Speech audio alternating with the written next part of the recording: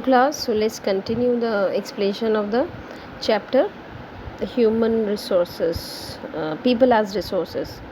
So let's start under the heading quality of population. The quality of population depends upon the literacy rate, health of a person indicated by the life expectancy and skill formation acquired by the people of the country.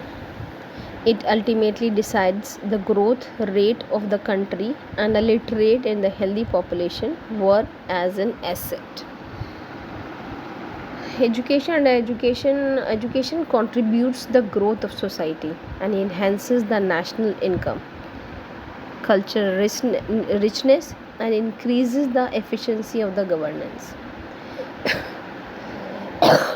Literacy is needed for citizens to perform their duties and enjoy their rights properly. Sarva Shiksha Abhiyan, which was introduced in the year 2010, provides elementary education to all children in the age of 6 to 14 years. To encourage attendance and retention of the children and improve their nutritional status, a midday meal scheme was introduced.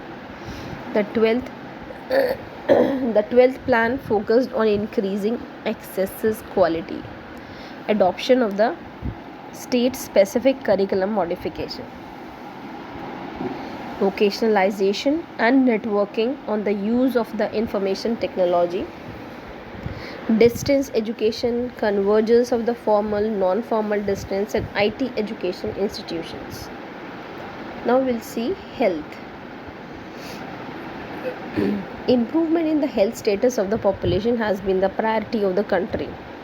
The national policy too aimed at improving the accessibility of healthcare, family welfare and the nutritional service, especially for the underprivileged segment of the population. India over the last 5 decades has developed its manpower required at primary, secondary and the tertiary sector. Unemployment.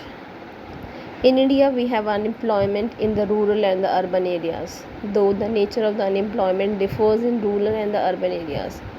In rural areas, unemployment was seasonal and disguised. In urban areas, unemployment was educated unemployment. Seasonal unemployment occurred when the people were not able to find jobs during a few particular months of the year. In disguised unemployment, people appeared to be unemployed. Educated unemployment became a common phenomenon in urban areas.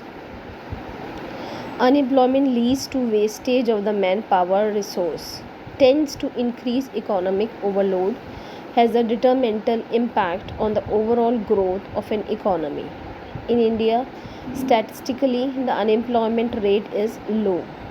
In the primary sector, employment structure is characterized by the self-employment. Agriculture is the most labor absorbing sector of the economy, but in recent years there has been a decline in the dependence of the population on agriculture. Some of the surplus labor in agriculture has moved to either the secondary or the tertiary sector. In the secondary sector, small scale manufacturing was the most labor absorbing in the case of the tertiary sector. Various new services are now appearing like the biotechnology, information technology and so on. So that's it for now, students. Here the explanation of the chapter is over.